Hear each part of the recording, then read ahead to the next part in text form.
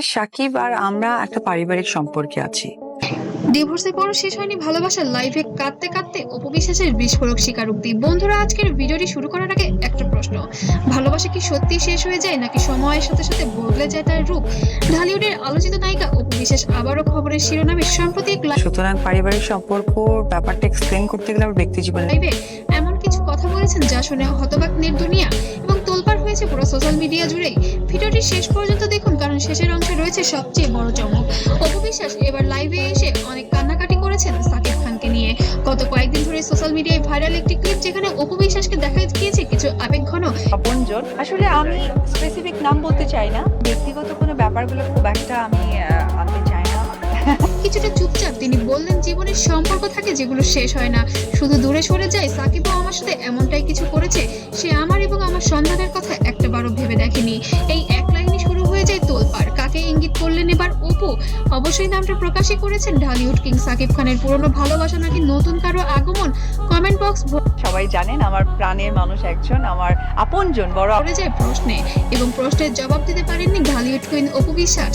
লাইফে এক পর্যায়ে অপু বলেন, আমি এখন শুধু আমার সন্তানের আর কাজ নিয়ে ভাবি, কিন্তু কিছু স্মৃতি ভুলে থাকা যায় না, যা প্রতিনিয়ত আমাকে নাড়া দিয়ে যায়।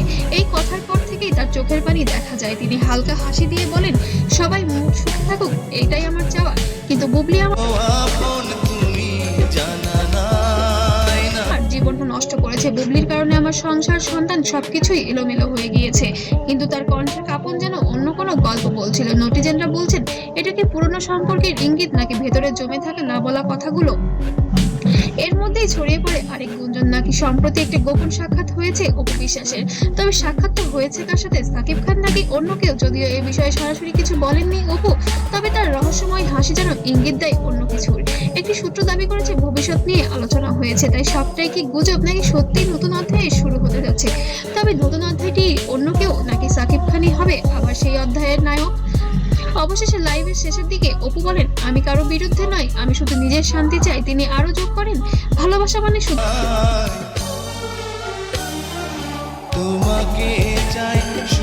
একসাথে থাকা না, সম্মান ও গুরুত্বপূর্ণ। এই লাইনটি ভাইরাল হয়েছে মুহূর্তেই। অনেকেই বলেছেন এ যেন এক পরিণত নারীর বার্তা, আবার কেউ বা বলেছেন এত লুকিয়ে আছে না বলা কষ্ট, নাকি এটা লুকিয়ে রেখেছে সাকিব অপুর গোপন সংসার নিয়ে অন্য কিছু। ভিডিওর একেবারে শেষে অপু হালকা হেসে বলেন, সময়ই সব উত্তর দেবে। এই একটি লাইনে আবার নতুন জল্পনা শুরু হয়েছে ভক্তদের মনে। সময় কি সত্যি অন্য কিছু নতুন নিয়ে আসছে? বন্ধুরা, সম্পর্কের ভাগে মানুষ বদলায়, কিন্তু অনুভূতি কি এত সহজে মুছে যায়? আপনাদের কি মনে হয়, অপুর জীবনে কি আবারও আসছে নতুন কোনো মোড়, নাকি শুধু আবেগের বহিঃপ্রকাশ? আপনার মতামত কমেন্টে জানান। আর ভিডিওটি ভালো লাগলে অবশ্যই লাইক, শেয়ার ও সাবস্ক্রাইব করতে ভুলবেন না।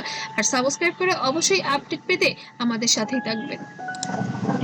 কথাটা চলে আসো। তো একটু আগে যেটা আমি